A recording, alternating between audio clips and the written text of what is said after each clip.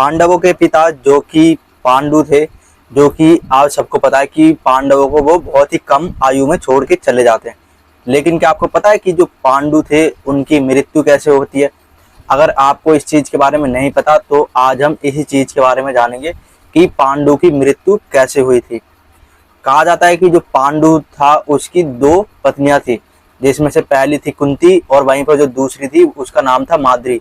कुंती से पांडु के 3 पुत्र थे, जिनमें से युधिष्ठिर, भीम और जो अर्जुन, ये कुंती और पांडु के 3 पुत्र थे। वहीं पर जो पांडु की दूसरी पत्नी थी उससे पांडु को 2 पुत्र प्राप्त थे, जिसमें से दोनों के अश्विनी कुमार थे, जो कि एक था नकुल और एक था सहदेव। पांडु एक रोज वन में जाते हैं शिकार के लिए, और कहा जाता है कि जब वन में वो शिकार के लिए जाते हैं तो वहां पर एक मृग का जोड़ा होता है, जो कि एक ऋषि होते हैं और वो मृग रूप में सहवास कर रहे होते हैं। तो कहा जाता है कि जो पांडु था वो शिकार के चक्कर में बाण चला देता है, जो कि शिकार की जगह उन ऋषियों को जाकर लग जाता है। तो वो ऋषि जो कि पांडु थे उनसे बहुत ज्यादा क्रोधित हो जाते हैं और पांडु को वो श्राप दे देते हैं कि जैसे हमारी मृत्यु हुई है वैसे ही तुम्हारी भी मृत्यु होगी। तुम जब भी अपनी पत्नी के नजदीक भी जाने की कोशिश करोगे या फिर उसके साथ शारीरिक संबंध बनाने की कोशिश करोगे, तुम्हारी मृत्यु हो जाएगी। तो कहा जाता है कि जो पांडु थे अब वो अपने राज्य वापस नहीं जाते हैं, वो वहीं पर रुक जाते हैं वन में ही, और जो पांडु थे वहीं पर रहने लग जाते हैं। अब जो माता कुंती थी और जो उनकी दूसरी पत्नी माद्री थी, अब वो भी उनके साथ रहने लग जाते हैं। जो उनके पुत्र थे वो तो देखो जो गुरुकुल था वहां पर जाके शिक्षा ग्रहण करने लग जाते हैं। अब वहीं पर जो पांडु थे, एक रोज उनकी पत्नी जो माद्री थी अब वो वहां पर आते हैं। तो जो पांडु थे वो अपने ध्यान अवस्था में लीन थे, वो अपना तप कर रहे थे। तो जो माद्री थी वहां पर आती है और जो कि पांडु होते हैं वो माद्री के साथ सहवास करने की कोशिश करते हैं, जो कि अपने आप को नियंत्रित नहीं कर पाते।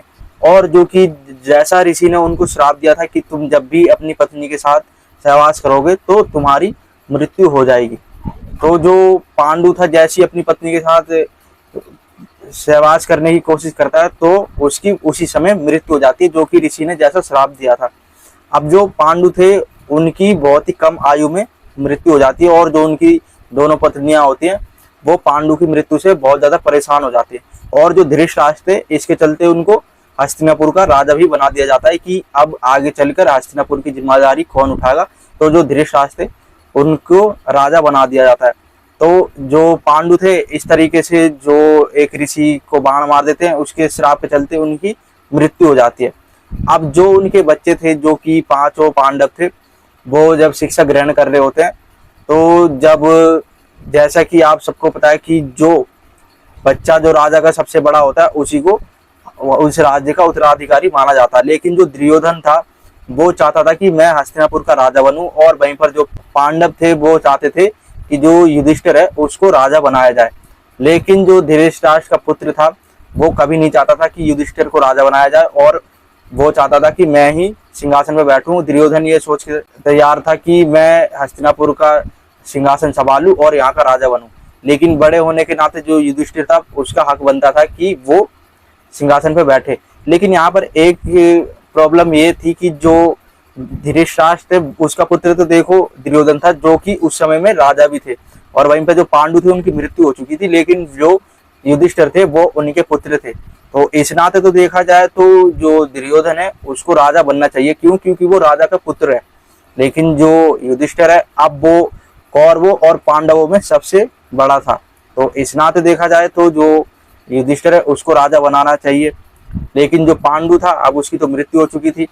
तो इसके लिए जो पांडव थे वो बहुत संघर्ष भी करते हैं, और आपने देखा होगा कि जो पांडव थे जब उनके पिता की मृत्यु हो जाती है तो वो अपने जीवन में कितना संघर्ष करते हैं, उनको कभी भी न्याय नहीं मिलता है।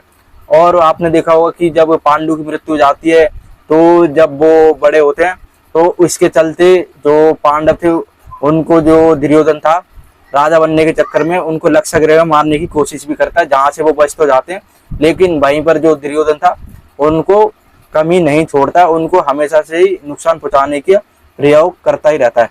लेकिन जो पांडव थे अब लक्षगृह से बच जाते हैं, तो उसके बाद आपने देखा होगा कि फिर वो वनवास में चले जाते हैं, उनको 13 वर्ष का वनवास और 1 वर्ष का अज्ञातवास हो जाता है। तो जो पांडु था, इस तरीके से जो उनकी मृत्यु हुई थी, तो उसके चलते उनके पुत्रों को आगे चलकर यातनाएं ही झेलनी पड़ी। और जो कि माद्री थी, माद्री को ये अफसोस था कि मेरे चक्कर में ही जो मेरे पति पांडु है उनकी मृत्यु हो चुकी है।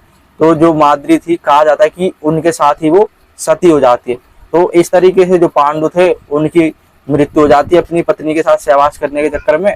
और जो उनके आगे चल के पुत्र होते हैं उनको आगे जाके बहुत ज्यादा प्रॉब्लम का सामना भी करना पड़ता है, जो कि आपने महाभारत में देखा होगा।